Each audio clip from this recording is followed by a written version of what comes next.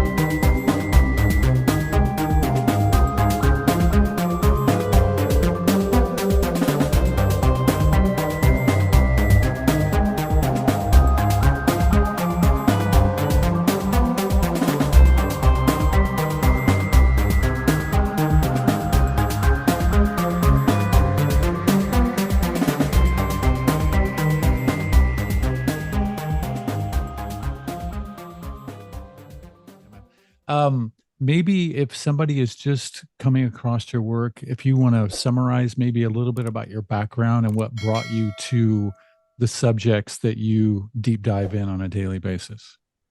Sure. What brought me was ancient pharmacology. Nobody's read the ancient pharmacological texts. We've got a ton of them. So I dove deep into that, but I came into it through the Bible and a lot of exposure to the New Testament and to working with New Testament texts and ancient Greek. The connector was ancient Greek and all of this.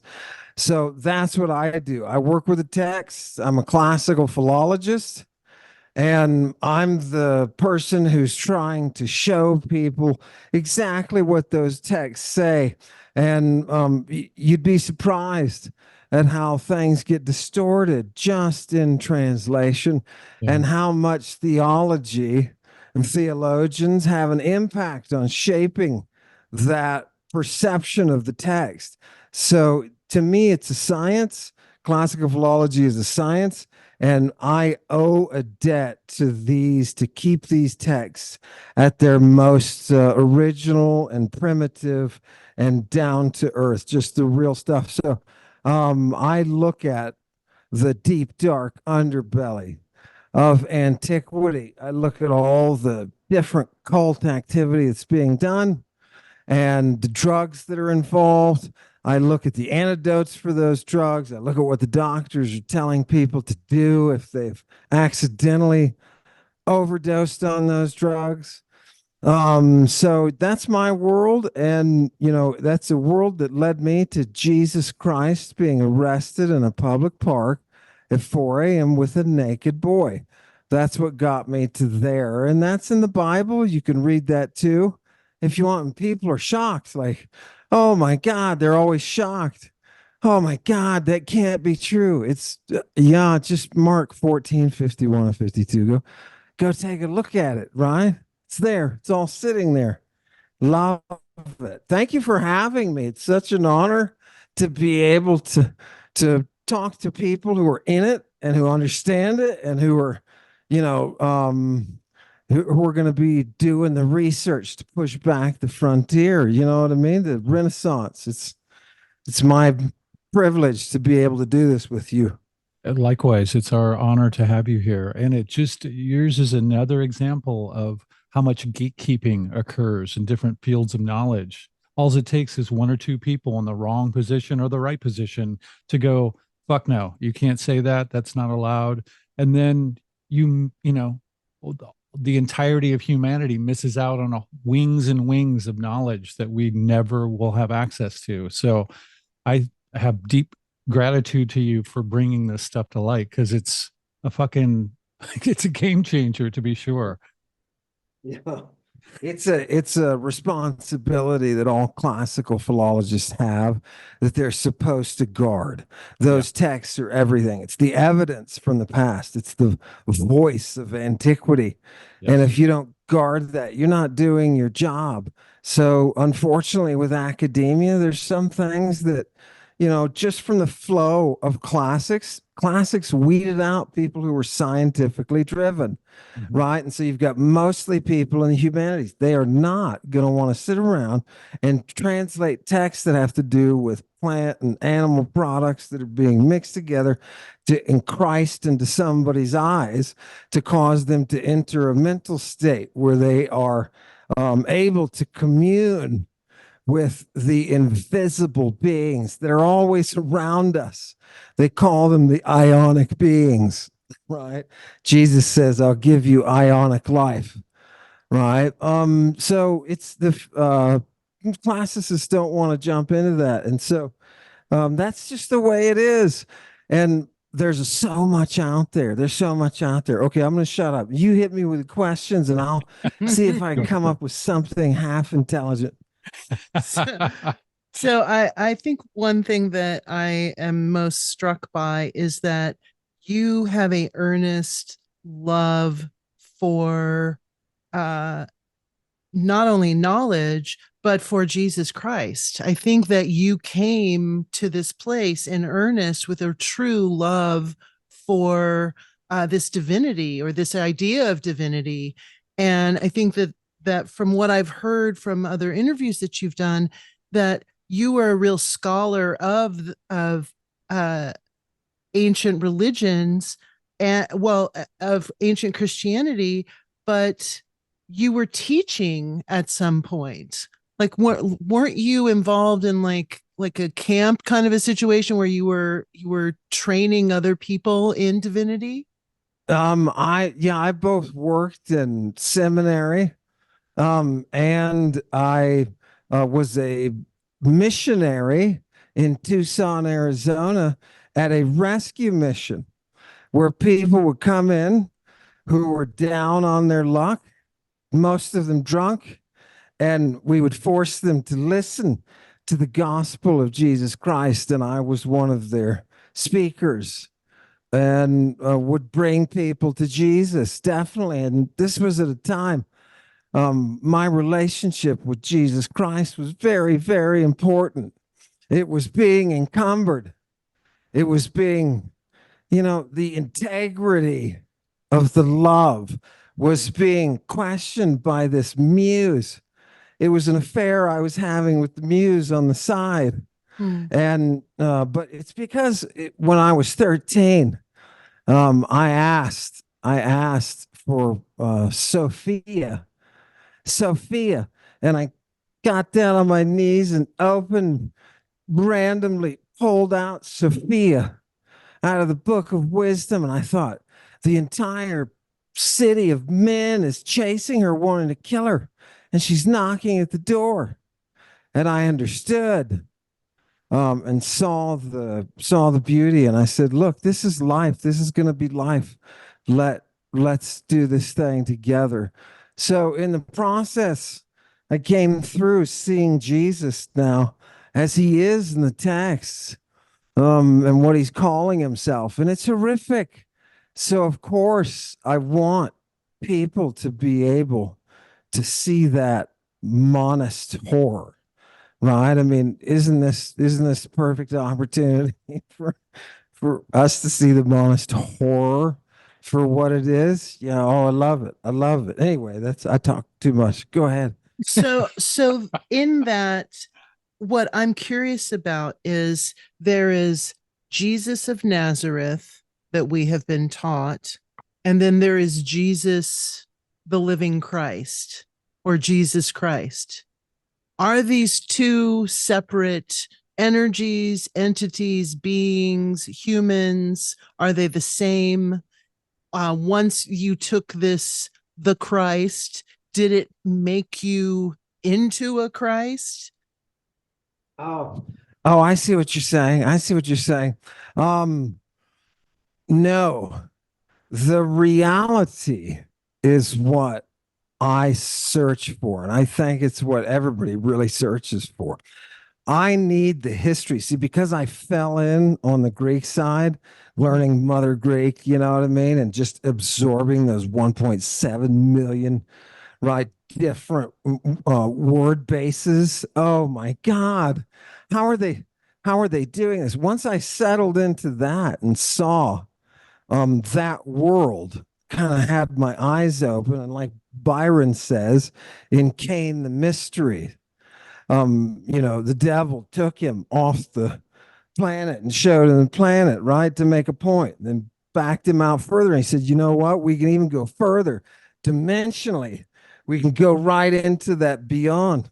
That perspective I was beginning to pick up from the Greeks. It's the power of nature. That's why the light bringer. People are always shocked. They ask me, how I thought Satan was a creation of Christianity, right? Or maybe Judaism, Shaitan, and they always throw those languages are so much later, bro. Right? We're talking about early Greek, and we're talking about an age of Saturn and the devil, Eosphoros, the bringer of dawn.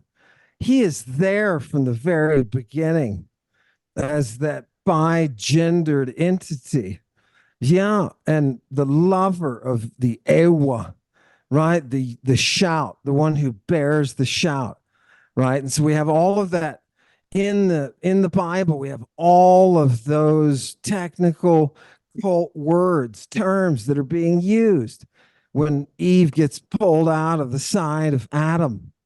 Guess what? Jesus says that when he's in the countryside with Mary and he's performing self-gratification. And in his hand, he gets his self-gratification and he says, this is what you have to eat. This is my body. And she's freaked out, right? He is just using the very same terminology that the mystery religions are using for this act. And when I saw that, I thought, oh my God, the reality is always so much more beautiful than the fairy tales that you make. Who is Jesus Christ? He's a figment of your imagination, right? He's a figment of your imagination. You know who those texts talk about? They talk about a very different person. They talk about a person who was arrested in a public park with the naked kids, and Jesus is screaming, I'm not a lace days, right? And we know what a lace days is. It's a trafficker, a sex trafficker. So that's both my view of Jesus, because that's what the texts say, right? That's what people don't, and people don't realize that. People get very upset when you talk about that naked boy. And religious people get very upset. And for example, I tried to have a debate with the head of Dallas Theological Seminary, right, to discuss the Greek of that passage with the naked kid. What's going on? And what kind of clues do we have? Why is he using this terminology? And he said, I won't dignify such work, right, by showing up. That's the state of the world, thanks to theology and academia. The classicists have let us down, man, because all of this stuff is out there, and there's a ton of it, right? A ton of it. Oh, the sexual stuff that's in the New Testament, stuff Jesus is doing, stuff that they're putting Mary through when she's 12 years old. Right? Oh, God, you'd look at this stuff and you'd be like, whoa, it's a whole different world, right? So you can believe in the Jesus that enables you to go to a mission and to preach and to convert souls. And I love converting souls. There's nothing better. It's very vampiric. And you can do that, or you can dig down to the dirt and see what the reality is.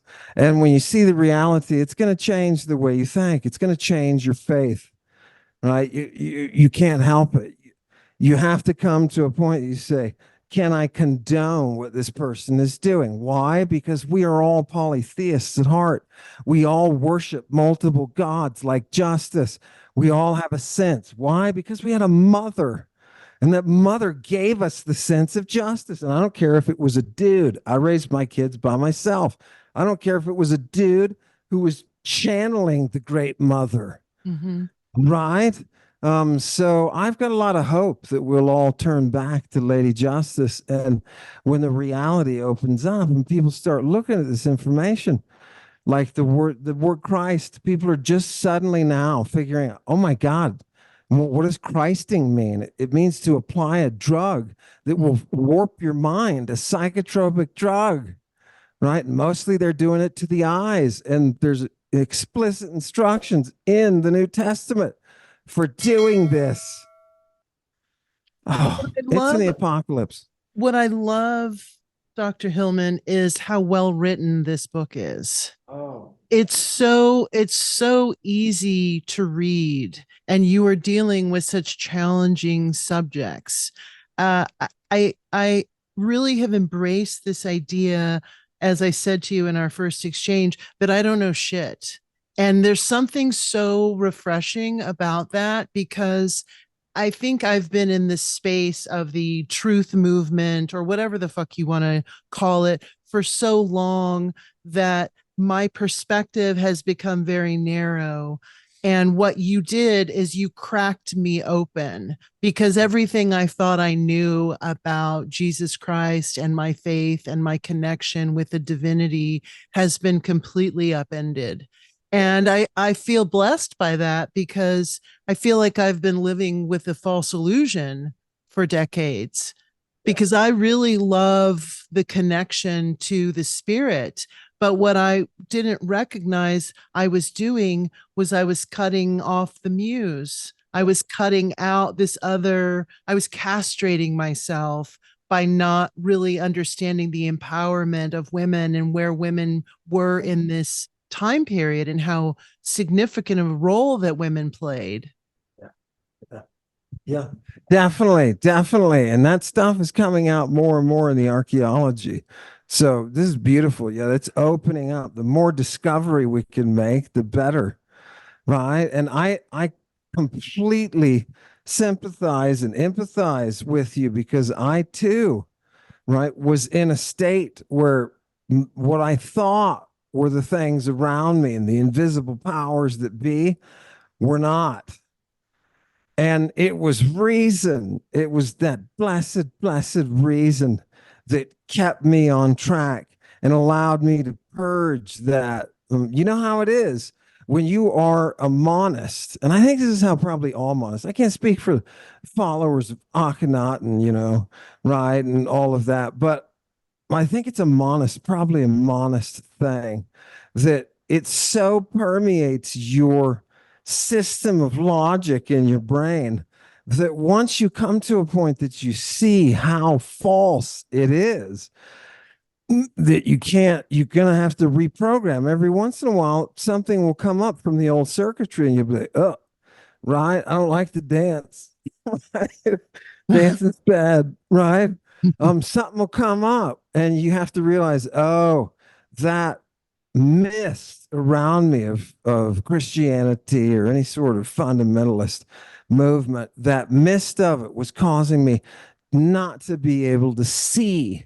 Right now, my eyes are open and I see it. Now you have to work with your brain to unprogram yourself. And part of that unprogramming is history, because we're programmed with certain conceptions. Like we all call the emperor in the 4th century, who was the last pagan emperor, we call him Julian the Apostate, right? That's how we refer to him. But that's from a perspective of the people that he said, never allow these people to teach. They warp the classics. They warp the classics and they're going to totally take us over. Well, he ended up getting killed by one of them in battle, one of his own soldiers, right? So, when people break out, there's an immediate backlash. And it's amazing to watch it happen. And the only way to get there is to get right into that source, to have the privilege of seeing the reality. Just like, I'm fortunate. Why was I so lucky in life that I can get into a time machine and I can go back 1,000, 1,800 years and I can appear and I can watch people? It's that song. It's those words. On the golden fleece, people are always about the gold of the golden fleece. And why was that such an important ancient artifact? Why did that inspire the first epics? It wasn't the gold, it wasn't the fleece itself, the skin itself. It was written, there was a song written on it, and the dragon was protecting that song. That's the reality that comes up over and over and over again with classical authors. And it's like they are all, and these are the people who are coming up with democracy. Okay, they didn't all come up with democracy, right? But these are the people who ultimately created the priestesses, and those priestesses then funneled the world to democracy. And when I tell people, I told my high school students this once, shocked them. I said, and this was early in the course, I said, Western civilization and democracy and the scientific method and the study of science, this is all the result of a group of teenage Greek priestess girls. This is their idea. You don't understand your society and the values that you find so incredible. And people are like, why did they pick teenagers? Well, when I said this, every time I say that, people, why did they pick teenagers? That's the logical question. And I hem and haw, and yeah, I don't know, because they're more incisive, right? But when I said that to a group of teenagers, they knew that they were in that state, that you need that tyrant. And these girls became tyrant killers, absolute tyrant killers. And they're so important that people are sailing. They're sailing up to abduct them and take them back to their own societies. And Herodotus opens his histories with that abduction of those priestesses. Medea happens to be one of them.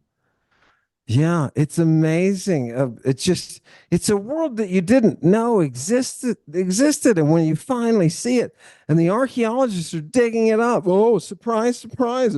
There's a graveyard, a Bronze Age graveyard full of women warriors with injuries and bows, and their fingers are bent. Why? Because they're these horse archers, and their pelvises are wider. They're opened up. Why? Because they're archeresses on horseback, and they can kill anybody. They can wipe out anybody. They're fierce. Oh, God. And you see those women, and you're like, oh, no. All this time, I was thinking this is mythology. The Greeks never said the Amazon women were myth. They didn't walk around saying, oh, yeah, it's tales, just tales. No, they said, there are some graveyards where the people who fought them were buried. We know that. And they put them up on the Parthenon. And just today, we're uncovering the archaeology of the Amazonian tribes. And now we have to ask the question, look, they're not myth. How are they not myth? You know why we do that?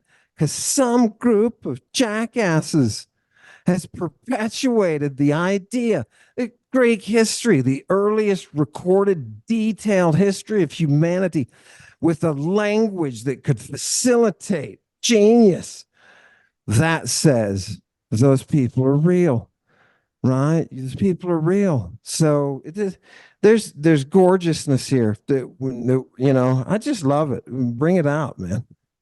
So I read this. I just took one of my last semesters. I took a witches and goddesses course, a women's studies course, and we were assigned Medea fortuitously. So this is the version of Medea that I read. I don't know what you think of this translation, but I was very compelled by her story. Yeah. I want to ask you what compelled you. That's my first question. And my second comment, or the comment I'll make, is that I hate Euripides' Medea. I hate it. I absolutely hate it, no matter what translation it's in. because historians that came after Euripides said Euripides sensationalized Medea. Mm. And those facts about her killing her children, that never happened. The Corinthians killed her children. And they say, how do we know that it was Corinthians were the ones who did it?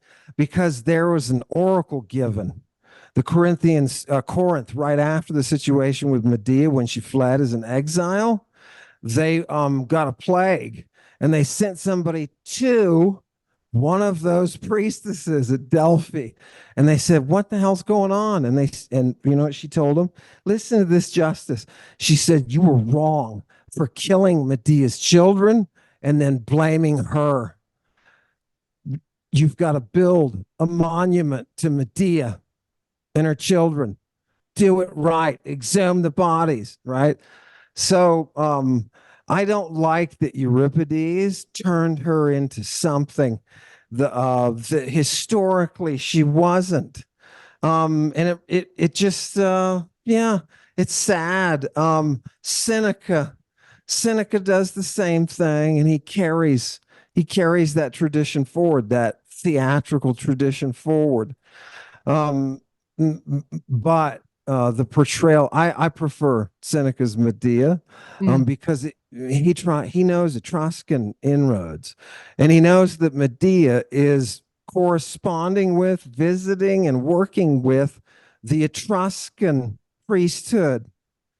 And we know that because we have vases bucero that have Medea on them, right? We have like 4 different types of Medea's name in Etruscan, right? We don't have a ton of Etruscan, but in the little bit of Etruscan that we've got 4 names for Medea, right? And we've got her displayed doing all her witchcraft, right? All of her. So to make a long story short, I shouldn't harp on that, but I love Euripides. His Bacchae is genius. It's absolutely genius, and it shows you the cult. When you read that, I use that play on my students. Once they've gotten to the point that they've been through the intensive course, and then they can start to read. I give them Euripides Bacchae because it cleanses, it purges their mind. It's an initiation, and you will see things in it. It will retrain your brain. And that's because it's not just Euripides. That's what the stage was designed as. It was taken from the Bacchic procession, and that procession was to come to a place that they could purge the audience so that the audience could vote. And so that's why every time they have a play, there's a goddamn tyrant in it. And it's some kind of message about what happens. This is what happens when you pick tyrants, right? It was the Athenian democratic way of cleansing the people so they wouldn't make a wrong choice. I thought that was fantastic. And for part of the democracy anyway, it's all lot. They're doing it by lot anyway. There are no choices, right? Which I think we probably would have better presidents if we just randomly picked someone, right? We force them to do it. But that's that. What did you think? That's a long-winded answer, but what did you think reading that? Because there's a lot in there that's magic that brings out, some of the reality of the ancient world. Did you like reading Euripides Medea? What I noted about her is that her station and her challenges that she experienced in her period are the same challenges that women have experienced throughout our history.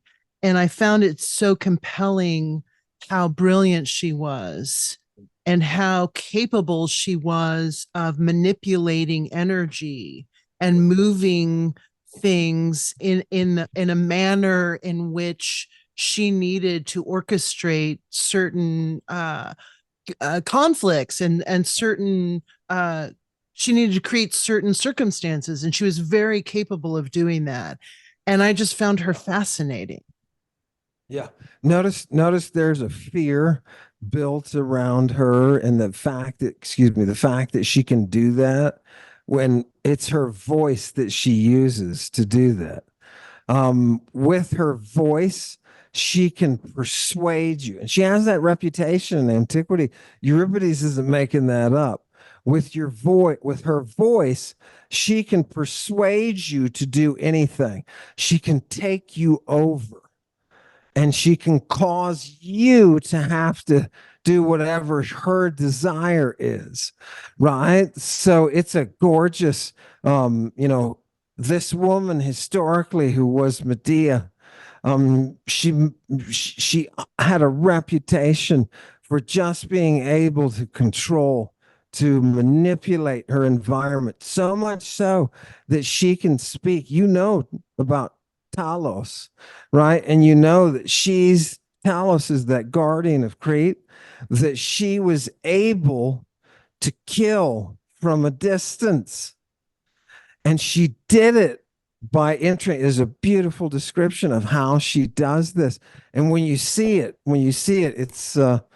it's mind-boggling.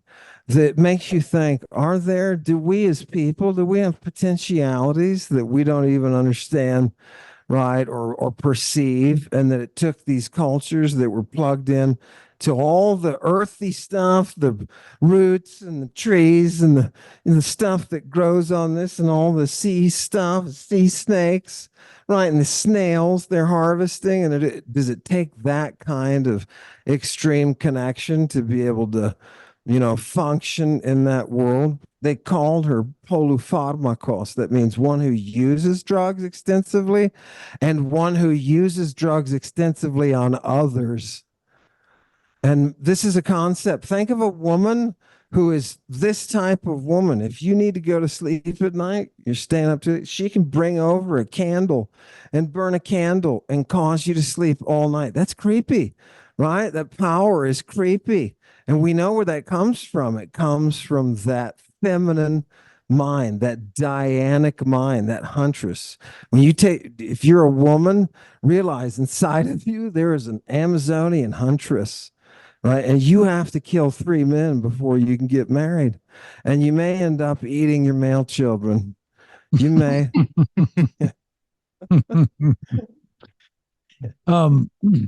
Yes, as you have gone through in your books, there is extensive drug use in these cultures. But it seems like you paint a picture like these people are very connected with their surroundings and their environment and their context. But it seems like a lot of the drugs that they use aren't necessarily bringing them clarity and calmness and connection. It's more like madness and disorientation. And is that the case? Yes, definitely. Right. And here's what is absurd.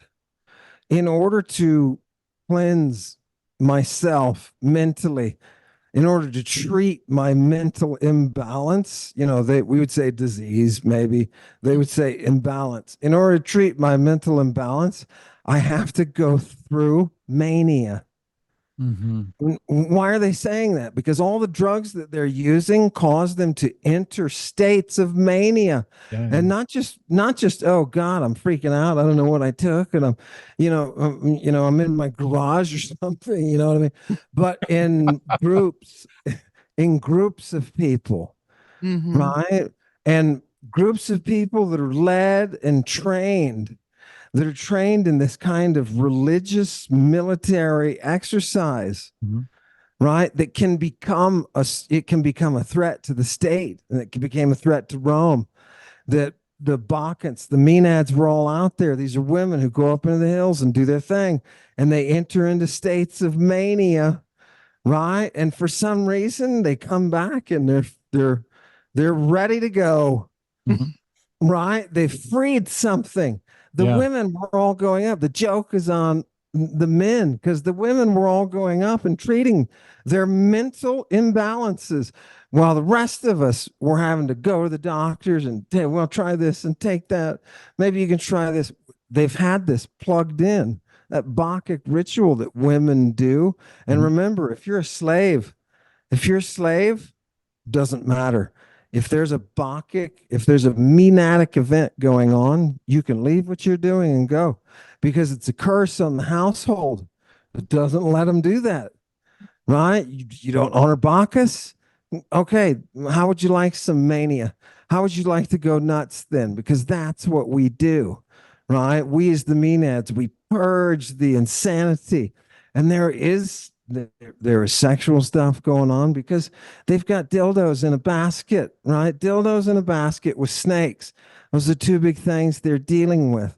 And they're always associated with the snakes. Oh God, what were these huntresses doing who were developing these poisons that they were using in the hunt, right? And they're all these sophisticated poisons. And you think, wow, all they got to do, they was notoriously known. All you got to do is nick someone, right? And you put them into a state. Well, we can read in Apollonius of Medea Christing people in the eyes to cause them to enter a state, right? Where they can be controlled, where they can be entered into the rhythm of a group, right? Oh my God. It's like, if you'll notice, the Greek heroes are always the ones crying, right? They're always the ones crying. Notice in that play, in Medea's play, or in the Euripides Medea, all the action is revolving around her, right? Everybody's scared. Oh my God, you don't know what she can do, right? You don't know, right? She is that figure that when you go back and you read the Odyssey and you see Circe, her sister, sometimes her aunt, sometimes herself, they say Circe and Medea are the same figure. They're Greeks who said that. Anyway, when you see her in that environment where she is, imagine what it takes to drug a human being and then castrate them, right? Put them into a mental state where they are in fear and panic, right? And you've whipped them up by beating them. How do you have to? You have to beat them, right? And on all these mosaics you see of the great arts of the mysteries of Bacchus, they're always beating each other. Why are these people beating each other up? What's going on? The rhabdon, the symbol of the power, the magic power that's transferred. The rhabdon is a rod that you beat people with. Yes. Oh, am I out? I think I'm. You're just frozen, but your audio is coming through. Yeah, I can still hear you. You still there? Oh, there you There are. you are. You're back. Hi. There I am. I'm back. So that's my internet. Yeah, that's my internet. Do you think that these rituals and ceremonies were sort of created organically and then they later wove the drug use into it, or were they created around the drugs? I think linguistically, it's the drug that is driving the right, not the right that is driving some kind of drug use that's part of it, that they interweave into it. I don't think you can have the experience without the drug. The religion is so much the experience of that. Remember, they're putting you into a death state and then inducing orgasm, which is you as a brain scientist, maybe that would make sense. I don't know, like you're putting the person in a specific place, but the what they call the thanasimon, that drug that induces death, the compound that induces death, is going to put you into a state. It's got aphrodisiacs in it, so you can paralytically go in with an erection, and then they will bring you to climax. And you see this partially in, if anybody's read the Satyricon, one of the characters goes out and is running around and gets caught and by somebody called a priestess anyway, and she hits his private parts with stinging nettles, and she introduces a dildo into his rectum covered with drugs after she's already drugged him with what probably a sedative, because he wakes up and he's tied up. So you see these practices. It's not like that's novel, but putting somebody into the death state and then bringing them back, right? And not just on a Friday night for fun, right? But in a process of having initiated yourself by doing certain things you have to do to go to the prom. You got to shave your head. They're always shaving their heads and this stuff. Makes me think, what does that facilitate? You're shaving your heads, you're fasting, right? It's got to be something about putting your metabolism into a fasting state, does something with the drug. So everything, and then the vision, but they've been telling you, right? They've been telling you, and we have in the Mithridatic liturgy, we have we're told the person who's initiating, like a dude was initiating his daughter, and the daughter has to have brought with her the drugs that'll be prepared, and she prepares it with the priest, and they bury it in the ground, and then it sits there for so long while she's going through the fasting and all that kind of stuff. And while she's going through the fasting, they're telling her, these are the eidola, these are the images that you will encounter. And when you encounter this image, this is your response. Right? When you encounter this image, it's like a programming so that they can get through this to the highest level where your vision of yourself becomes everything, where you understand who you are. And then they suck you back with what they call the galenate. And the galenate is some kind of antidote. That's what they call it anyway, an antidote to that thanasimon, right? Like before the person goes unconscious, if they don't drink that milk from the priestess or the goat's breast, they don't get anything. They're not going to come back.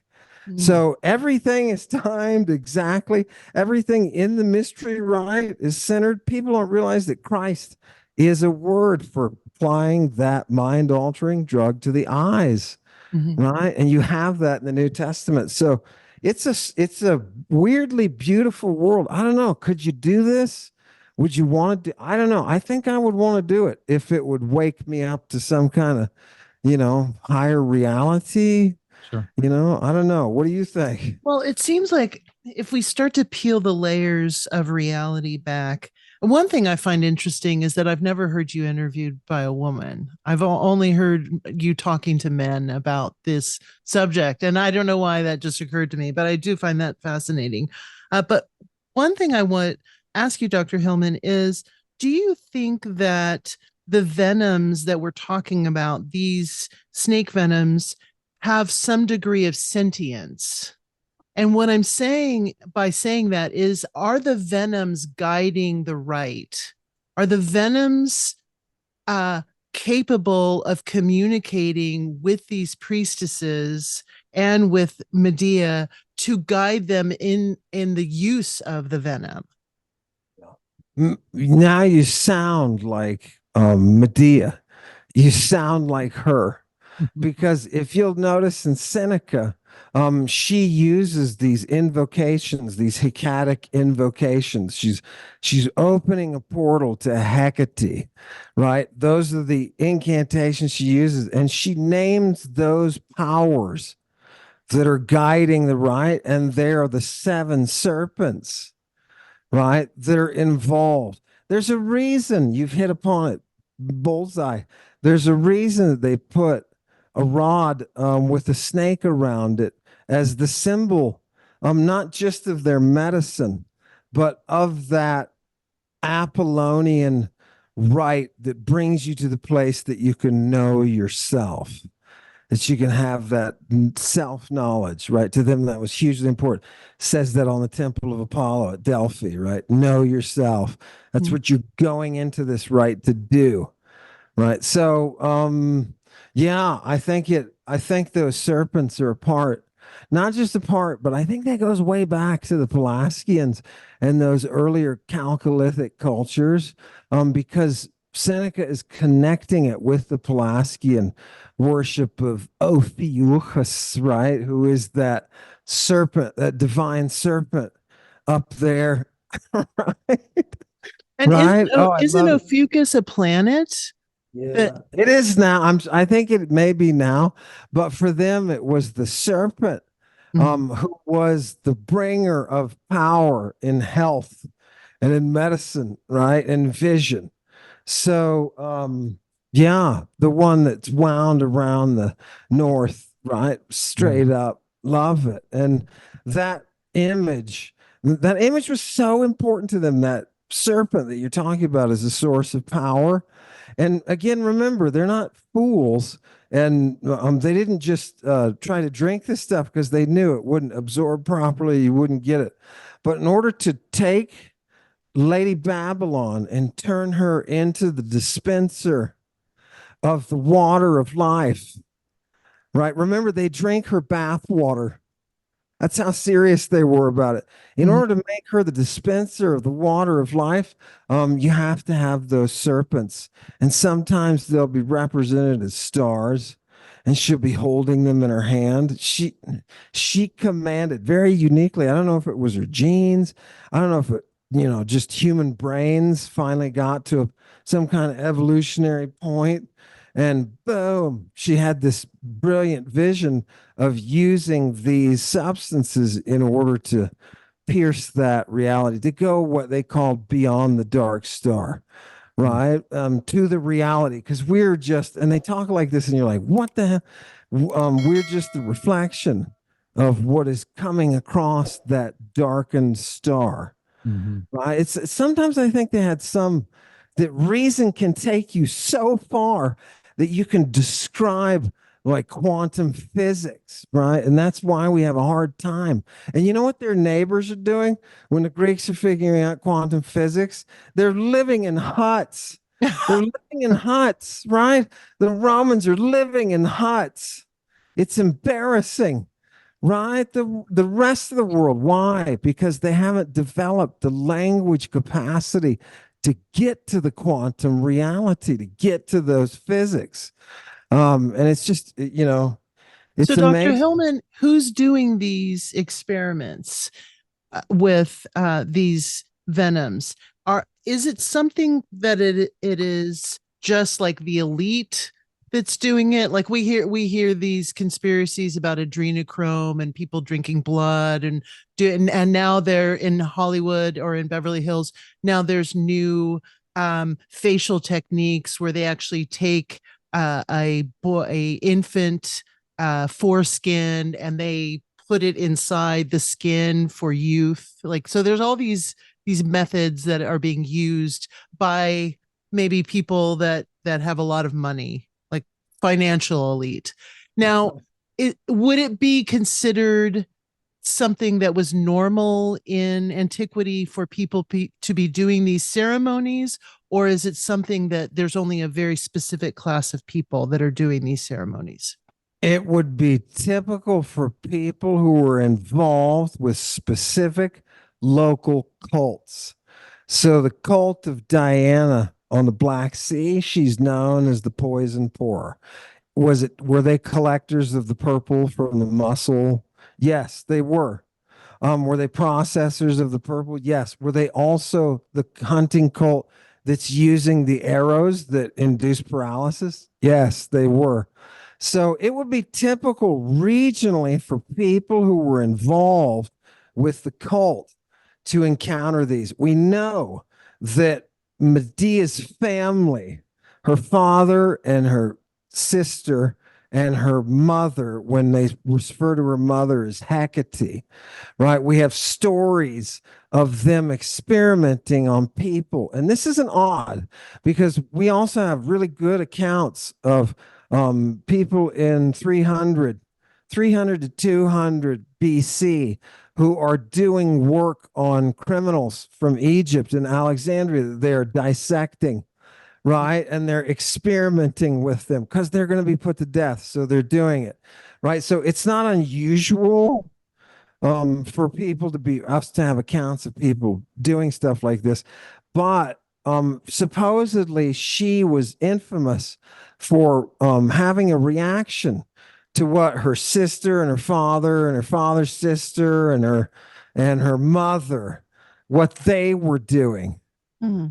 right? Because it was they would take people, because you got to remember when somebody washes ashore, the orders that are standing from the temple of Diana is there to be brought to the temple, and the priestess there is to sacrifice them, right? And so, how are they doing their sacrificing?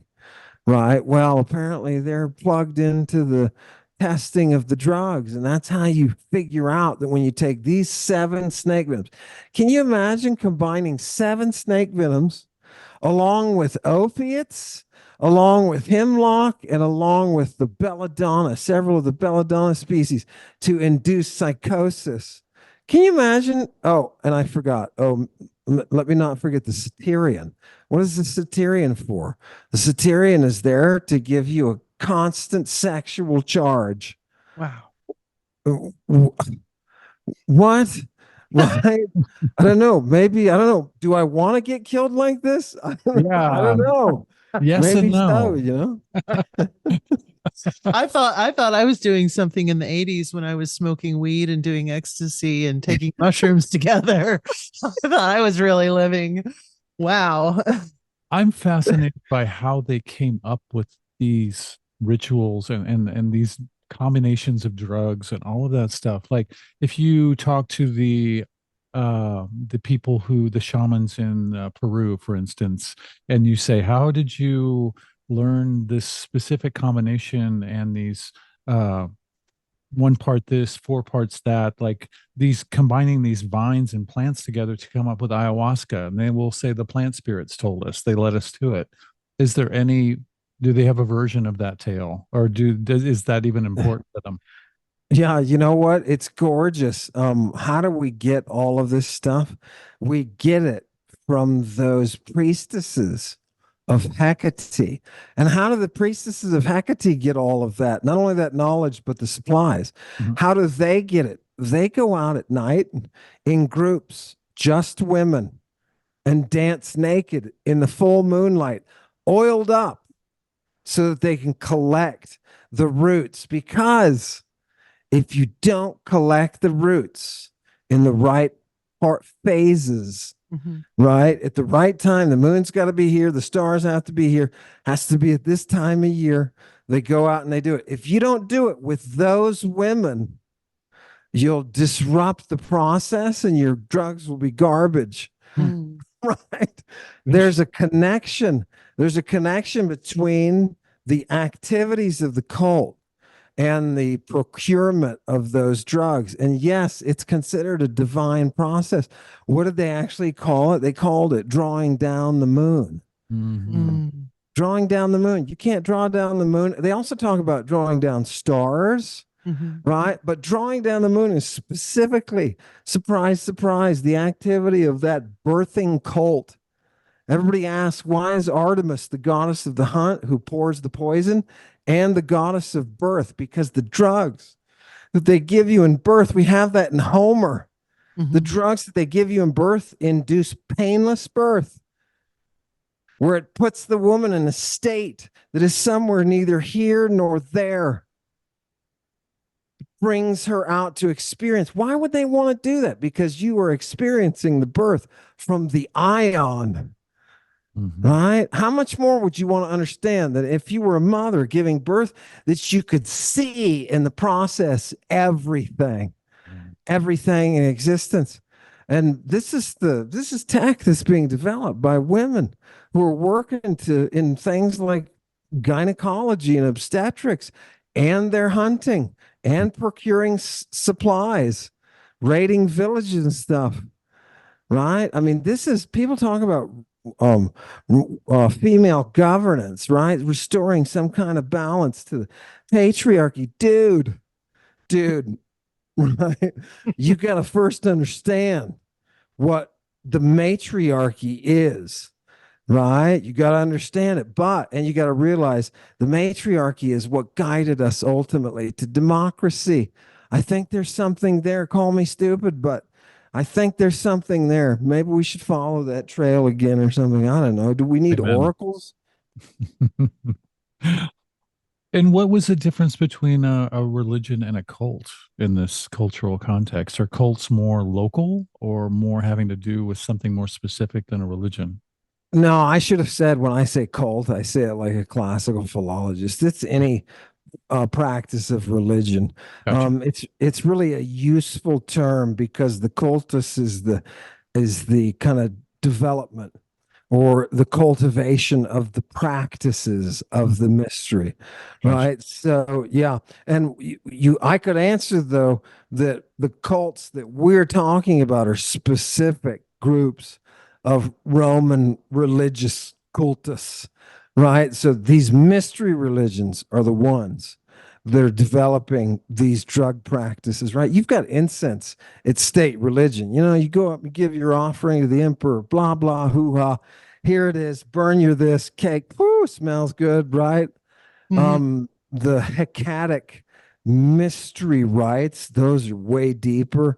And it's like people who went that far, and the emperors go this far. The emperors are dying to get these theriacs because they supposedly make you live longer, right? And Marcus Aurelius is on it. Nero is on it big time. People say, why did Nero like to go out at night and beat people up? Do you understand what Bacchic cult is? Imagine a group of women who are under the influence of drugs. They've been trained to dance and to hunt, and now they're going to kill you. Now that you're out there and they catch you out in the wilds, up in the mountains, they're there to kill you. You're sacrificed to Bacchus. And we have these portrayals of them just pulling people apart, consuming the flesh. What? Is there something in the human mind, right? And up here, that we have to be purged because they call this a purge. Would a woman be better off purging? I don't know. 4 times a year? Would you be better off purging all of that inner violence? Because apparently women can be extremely violent, right? And it creates this fear, so much fear that Medea, and remember, they sailed up to Medea because she could do everything, right? Odysseus is scared of Circe. He's scared of her. He's like, she's gonna unman me. She's gonna drug me and unman me, right? And he's this big Greek warrior guy. What's going on? The equalizer, I think, were the drugs. I think that what made Bronze Age men and women equal, and the fact that you could have women who were pirating men for sex toys, right? I think the equalizer was the tech from the drugs. And you can assault somebody with drugs. You can really assault somebody. And it's my God, who wouldn't want to live in a society like that where you could bring out the strengths, bring out the amazing strength of that female mind? Now, what's weird is it doesn't go the other way. You've got plenty of augurs. You don't go to augurs for oracles, right? You don't go to augurs to direct your society or to plant a colony. You don't do that. Why don't we have that male? It makes me think it was something in the hormones. When you're taken internally, and they would take these things by slitting, making lateral slits on their arms, and then covering the slits with a bandage that had been impregnated with the drug that has all the venoms in it. So you're absorbing it. That's how they did it. Some of them, they're blowing up your nose, right? Some of them, they're putting in your rectum on a dildo, right? There's some that you can beat somebody, you can lacerate them. And when I saw this, I was like, okay, if I can find a medical reason for this, okay, I'm not going to believe anything I'm told ever again, right? But you can take somebody that you've whipped and lacerated with your whip, and you can then cover them with a cream that takes away the pain and charges them and allows them to channel that extreme discomfort into some kind of visionary status. Yeah, makes me wonder, like when you come back from these weekends, it may take you some time to recover. And we have instances of people, we have a whole village that was bombarded with these menads that came in and destroyed stuff. And then people woke up in the morning and they were all passed out. Right. And the instructions, they were like, what do we do? They sent off to somebody and somebody said, just let them, put them in beds and hydrate them when they get up, right? Give them plenty to drink, plenty of supplies to drink. And I thought, what's the benefit? There's got to be, I want to be there at this right. And I want to watch and see what is it that a group of women can create and with this interaction, what kind of woman can step out of that, even if it's scary. I want to know, is that, I don't know, was that our genetic potential? Were we supposed to be engaged with all the plants and everything, and we're just rediscovering what these people figured out long time ago. Mm-hmm. And Cicero is saying, my God, man, you got to go through these rites. You've got to go because you'll see the Cora. You're not going to see George with his big phallus. You're not going to see that. You're going to see the Cora, the queen. Oh God, I love it. And by the way, she's one of those virgins, one of those marriageable virgins, like Mary getting auctioned off at 12. She's one of those. Excuse me, Cicero. It's like, oh my God. Oh God. It's some kind of biological thing that they hooked into. And this is why the Vestal virgins are always virgins, because you want that truth. You want that justice in your society, and you don't touch them. If you do, it's a capital punishment, right? For even get in the way of a Vestal virgin, for blocking a Vestal virgin's way, they can put you to death. If she sees a criminal who's been put to death, who's been ordered to be put to death, if she makes eye contact with him, his sentence is forgiven. It's stripped, and he's allowed to live. That's the power that they were kind of plugging into. I don't know, when you take somebody, you raise this kid, and she's been under all these circumstances, and she's been on this regimen of drugs all the time. When she becomes an oracle or a priestess who is functioning, is there something there that wouldn't be there if she hadn't been given all those drugs? And if so, is that good? Are those demonic powers good? Right? Those daimones, those powers.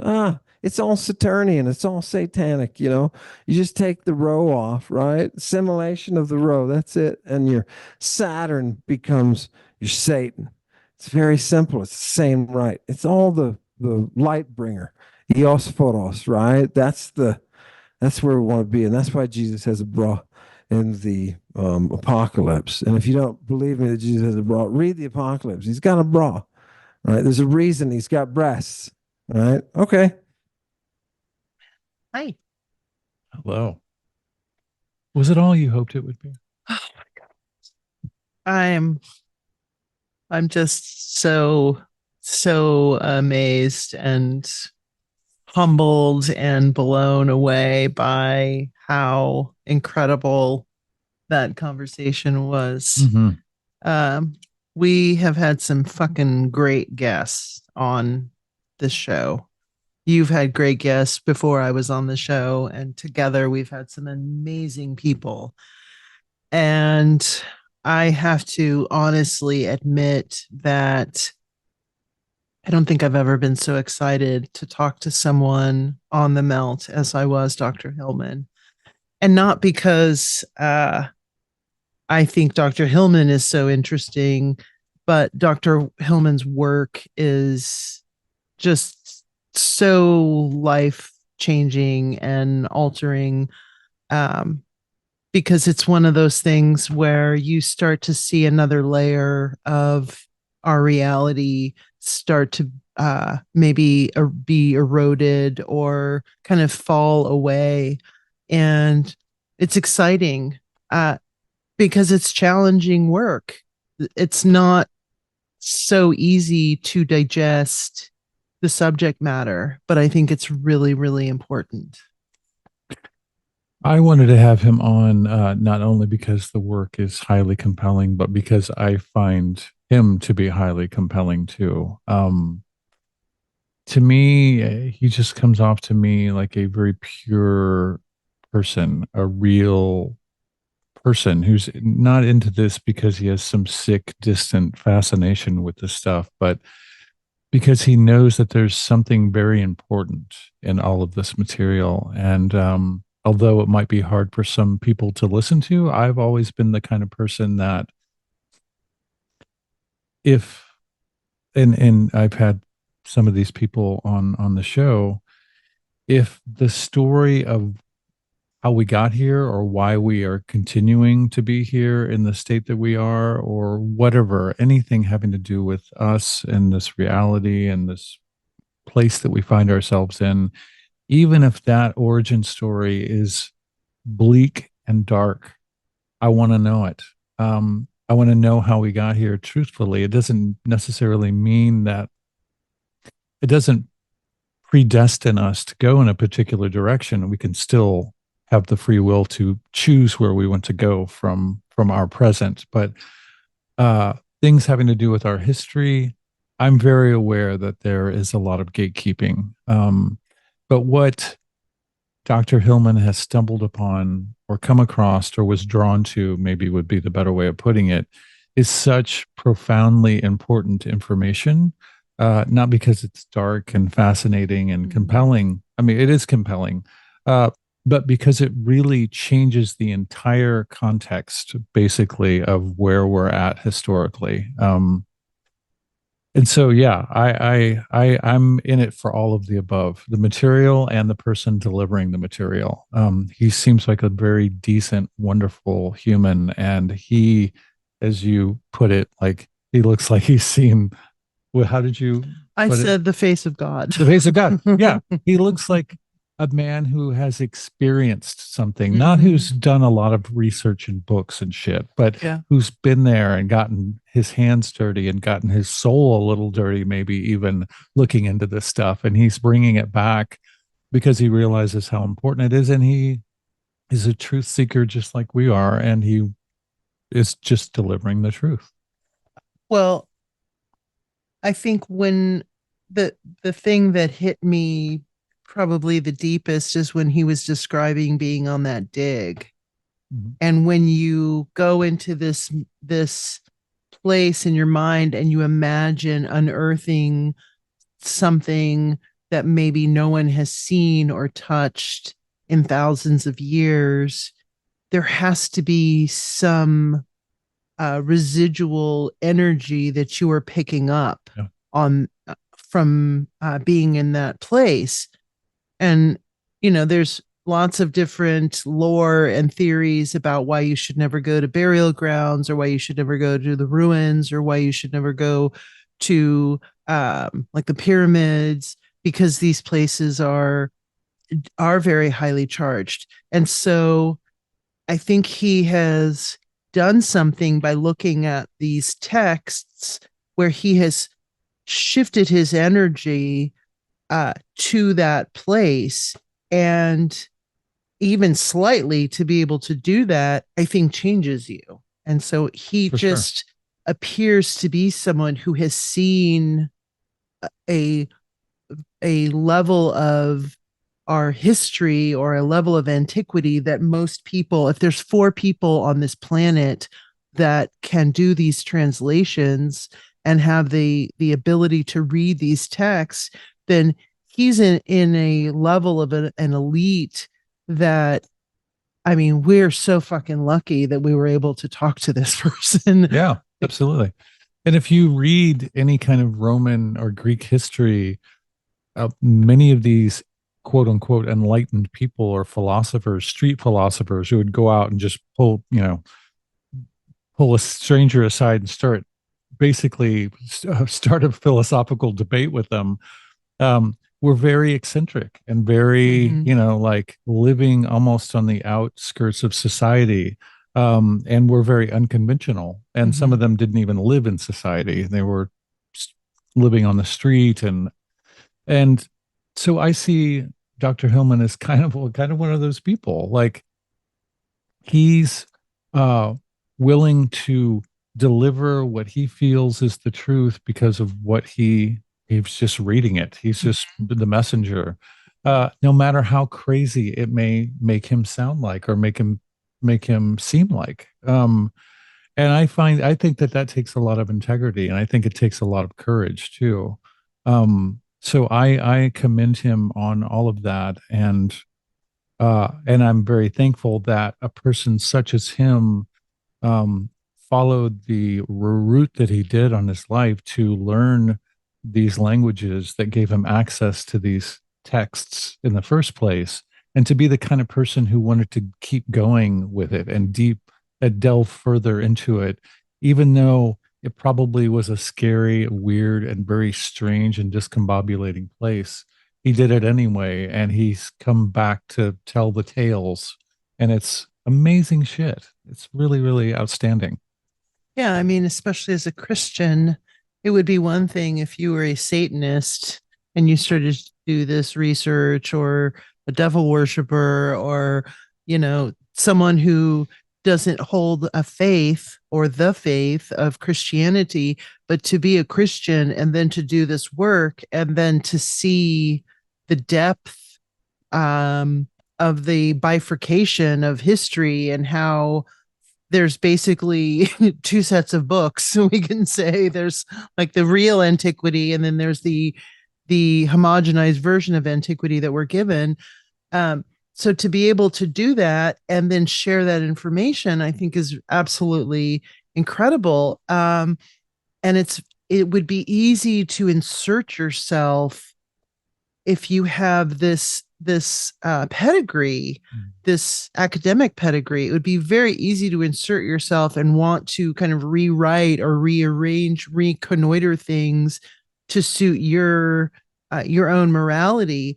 But what he has done is separate himself from the work and just seen the text as the text. And I think there's some great value in that.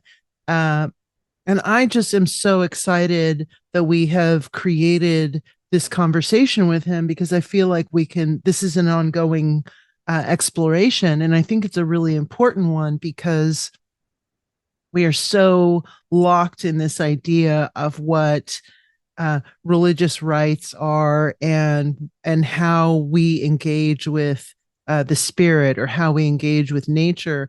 And I think what he is highlighting is that there were different manners and mechanisms for engaging with nature and with wisdom in antiquity. And there's some very valuable sources there that we can continue to explore and examine, that I think are important. And I think that I want to do whatever I can to help Dr. Hillman do that, because it is challenging. For sure.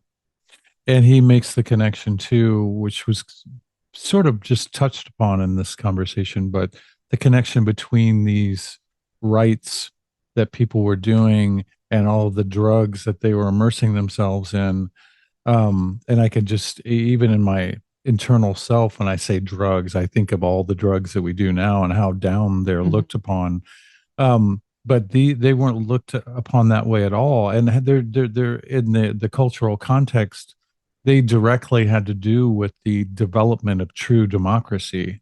How important cognitive libertarianism was then, which is a tenet of the melt, and how important it was to maintain the purity of that, and how far we have fallen in regards to that, as far as our political system is concerned, the mainstream philosophy, if that's the right way of even putting it, that our society instructs itself with, if there isn't even a philosophy that we can all say that we adhere to collectively, and how much that there was a lot of strength in that, and a lot, how important virtue was, and ethics and morals, and how we kind of give that shit sort of lip service. We pay it lip service, but many of us don't know exactly what that is, and how deeply you need to embody important things like that to make it meaningful, to actually put it into practice. Whereas we just live on one slogan and sound bites and I don't know, a smattering of good ideas, but do we really ever absorb them and embody them and sort of bring them to life in our day-to-day reality? That's, I feel like, what we're trying to do with these conversations and with our own personal lives. I just think there were so many. It's when you're dealing with such a vast topic that covers so many different aspects of culture and our current society and the society of antiquity. I wanted, I want to think and believe that there is some other force that is involved here. And when I say that, I think of, I know this sounds so bizarre, but I think of this doctor recently who came into the public eye, I guess a year or so ago, who was talking about snake venom being in the jab. Yeah. And I wanted to mention that to Dr. Hillman, but I kind of got lost in the abortion thing. But that was one of the things that I was trying to bring into the discussion is it seems like some of these rights have been cherry picked. Oh, so yeah. Some of these things are still being used by certain people that have access to certain knowledge or certain text or certain recipes. So I do feel like there is some overlap with these two worlds. And it's not necessarily the positive aspects of antiquity that are being folded over into modern times. But I love what he said when he said that the Muse would not allow anything to be done basically that had like nefarious intentions. So I thought that was kind of a cool punctuation to that. Absolutely. I think consensus reality has been cherry picked. Like, yeah, when you have the kinds of conversations that we have on this podcast, you come a lot around that. You come across a lot of different people and a lot of different disciplines, or formally of a lot of different disciplines, who give a little insight as to how subjective these objective fields of study actually are.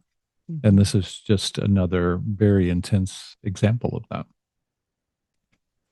Okay. Well, he definitely has a deep and abiding love and respect for women. And I think one thing that I felt that he was elevating was the idea of the power of women and women really being seen as these forces of nature and the importance of that. Yeah. And not in a placating manner at all. No, not at all. Yes. You think we babbled? I think we covered it. We got so much more. Exactly. This is a good start. I'm so glad that he agreed to be on again, because there is so much ground to cover. So hopefully he is up for that. Yeah. Sounds like he's open to that. So yay. Anyway, thank you all for watching and or listening. Hopefully you got something out of it. I certainly did, more than I even thought that I would. If you would like to suggest guests, whatever, the melt podcast at protonmail.com. I just feel like I sound like a tour guide. And this is where Jesse James hid out for several days. Like it's somebody speaking and they're not thinking about what they're speaking. Okay. Interesting. Yes. And you can reach out, and I'm absolutely sure that this is going to be an extremely controversial episode. And if you have any comments or feedback, please do not hesitate absolutely to share them. We like to talk about very challenging subjects. And this is definitely one. And so if you want to reach out to us, and again, one thing that I want to make clear, and I want to make clear about Dr. Hillman, is that none of us are advocating anything that we discussed, meaning we're not advocating any harming of anyone or using any weird devices on anybody or mesmerizing people or any of that. So I'm just saying that out loud. I don't want to start doing that again. No. I don't want to be There's no trigger warnings.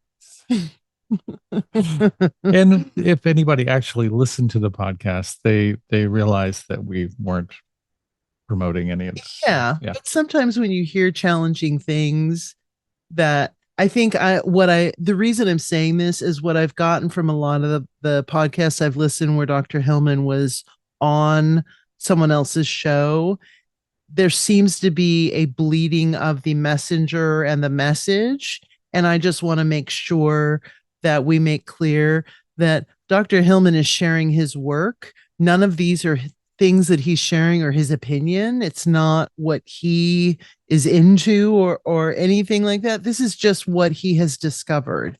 And so I think it's very important before you freak out, if you choose to freak out, that you do think of that in the context of this is someone's research. This is not what someone is advocating. I'm just going to assume that our audience is grown-ups. Is grown-ups. Is our children learning that they are grown-ups and they can figure that out for themselves? But yeah, supposedly, I mean, I guess there's a reason to say what you said too. Sure. Okay. All right. Much love. Thank you all. And even more fantastic stuff coming. Yes, definitely. Very well.